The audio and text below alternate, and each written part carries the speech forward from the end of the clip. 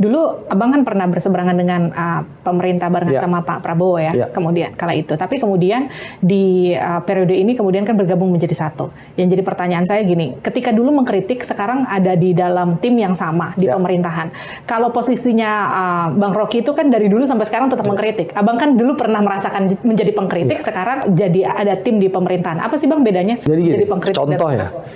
Saya di Komisi 6, yang viral adalah Wakil Menteri BUMN mengkritik soal LRT. Kita sebagai partai pendukung pemerintah tentu tidak serta-merta membela pemerintah. Kami lakukan langkah-langkah yang harus kami lakukan. Apa?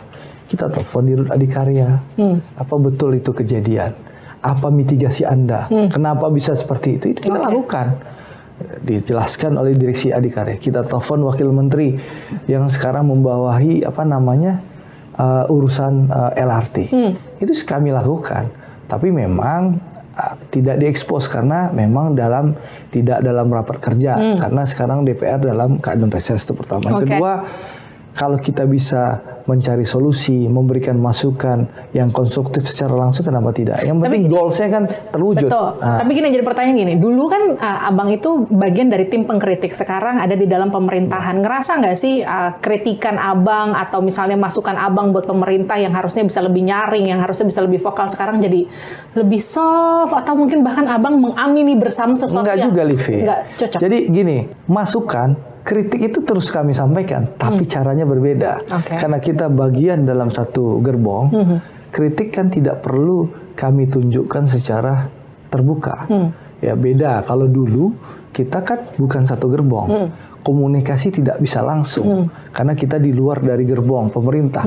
Harus kita teriakkan, baru direspon oleh pemerintah. Kalau sekarang kami bagian dari pemerintah, kami bisa langsung telepon menterinya.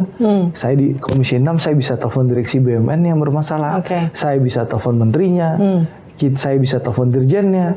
Saya bisa sampaikan langsung, ini loh, ini kurang tepat, seharusnya begini. Oke Mas Andre, usulan Mas Andre terima kasih, kami pelajari. Itu kita lakukan. Jadi jangan bilang partai pendukung pemerintah kita mengamini 100% yang dilakukan pemerintah. Kita melakukan pengawasan. Kita mengingatkan pemerintah, kita mengkritik pemerintah, kita memberikan masukan pemerintah, tapi caranya konstruktif dan tidak perlu kadang-kadang diekspos.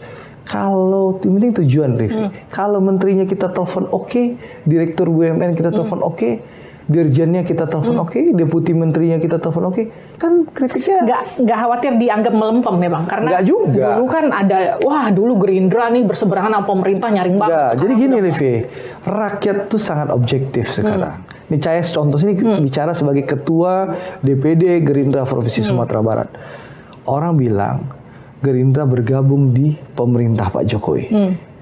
Lalu setelah kami bergabung di 2019, akhir 2019, awal 2020 mulailah isu tenggelamkan Gerindra, tenggelamkan Pak Prabowo di Sumatera Barat di medsos begitu. Kenapa gitu?